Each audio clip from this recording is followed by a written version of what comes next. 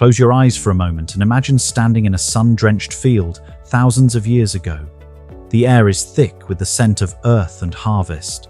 A farmer, barefoot, strong, deliberate, holds in his hands grains that would one day feed civilizations. No factories, no additives, no noise, just the rhythm of soil and sky. Those grains, emmer, spelt, millet, amaranth, quinoa, sorghum, teff, barley and farro, were not trends, they were lifelines. Each kernel carried minerals, stories, survival. And though centuries have passed, science now circles back to what our ancestors already knew, that the most powerful foods are often the most ancient. These grains grew in harsh lands and changing climates, learning to adapt, to nourish against odds. Emmer wheat, one of the first domesticated crops, thrived along the banks of the Euphrates and Nile. It carried fiber that soothed digestion, protein that built strength, and antioxidants that healed the body after long days under the sun. Modern research shows it lowers cholesterol and supports gut bacteria that protect immunity. Our ancestors didn't need studies. They felt the energy in their bones. They didn't count macros, they honored balance. When you eat emmer, you taste history that still heals today. Spelt, the mother grain of Europe, once sustained Roman armies and village families alike. Its tough husk protected nutrients from the elements, much like armor. Inside, it held iron, zinc, and B vitamins that fueled warriors without fatigue. Today, scientists call it a low-gluten alternative that improves blood flow and supports brain function. But in ancient kitchens, spelt wasn't science, it was sacred. Baked into loaves shared at dusk, it represented unity, grounding, and gratitude. Eating spelt now isn't nostalgia, it's reconnection, the act of remembering what food felt like before it became product. Millet, golden and humble, kept Asia and Africa alive through drought and war. It grows where other crops fail, demanding little but giving plenty. It's alkaline, gentle on digestion, rich in magnesium for heart rhythm and calm. Research links millet to stabilized blood sugar and reduced inflammation, truths carved by experience long before laboratories confirmed them. The rhythm of millet is simplicity itself, resilience disguised as nourishment. Our ancestors didn't worship wealth, they worshipped endurance. And millet taught them how to endure without bitterness, light, sustaining, loyal. Then there is amaranth, the rebellious seed once banned by conquerors who feared its strength. The Aztecs called it the grain of immortality. It contains lysine, a rare amino acid that supports tissue repair and vitality. Modern nutrition calls it complete protein, gluten-free, rich in calcium and iron. Yet centuries ago, it was part of ritual, eaten with reverence, believed to bind body and spirit. Today's science measures its nutrients. Yesterday's wisdom measured its power. To eat amaranth is to taste defiance, the strength to survive suppression, the resilience to keep growing even when forgotten. Quinoa, from the heights of the Andes, was once guarded like treasure. The Incas saw it as sacred, the mother grain. Each tiny bead shimmered like pearl under sunlight, dense with protein, omega-3s, and minerals from volcanic soil. Science now praises quinoa for its amino acid balance and its ability to reduce inflammation and support heart health. But beyond nutrition, it symbolizes harmony, a plant that grows in thin air, thriving where most life struggles. It teaches that nourishment isn't abundance, it's alignment.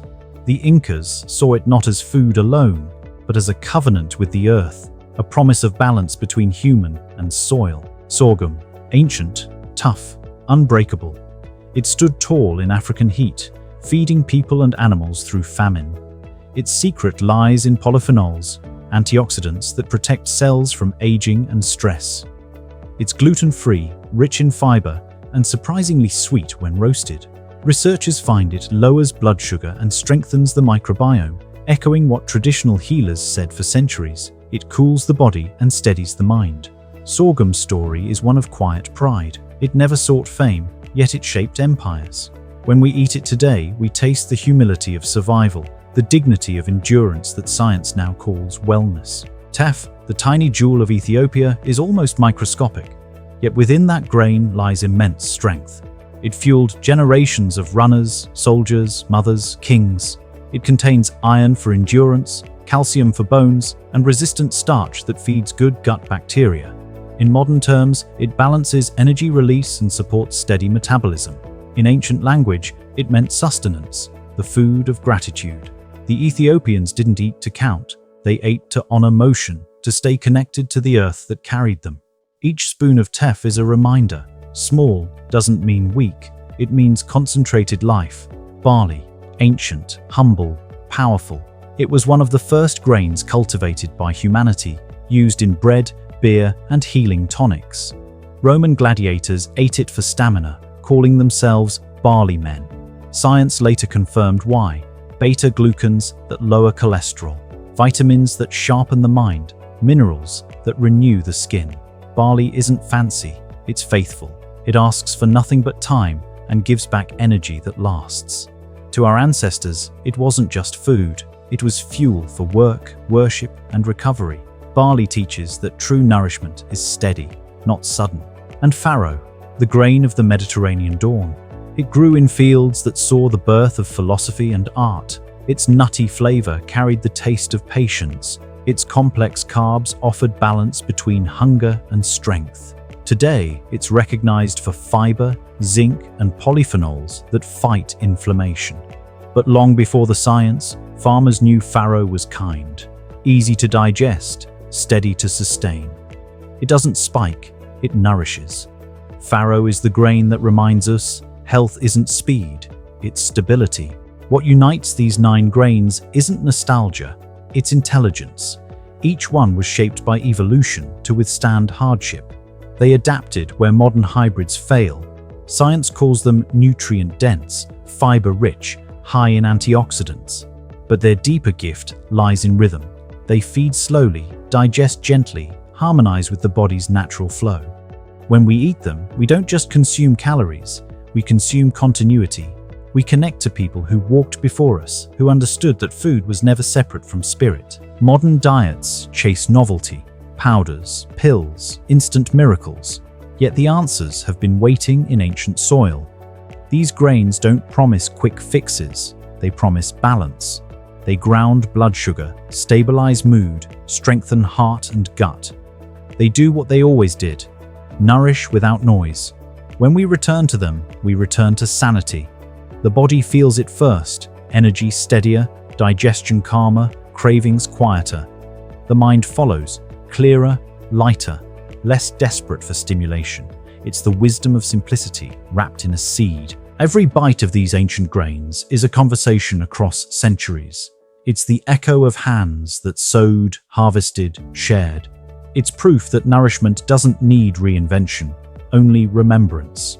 In a world obsessed with fast and processed, they stand as patient teachers.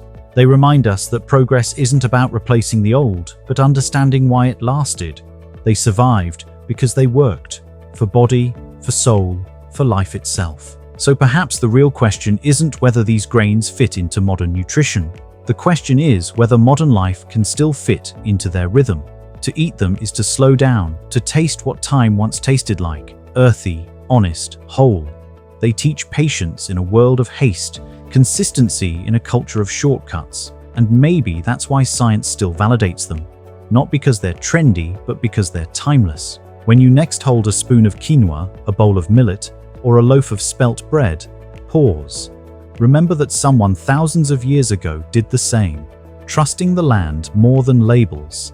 Feel the lineage in that moment, the heartbeat of survival, the wisdom of simplicity. Ancient grains are not relics, they are roadmaps, leading us back to balance. Because sometimes the future of health doesn't come from innovation, it comes from memory. Keep rising with wisdom, keep glowing with rhythm. This is Vital Dynasty.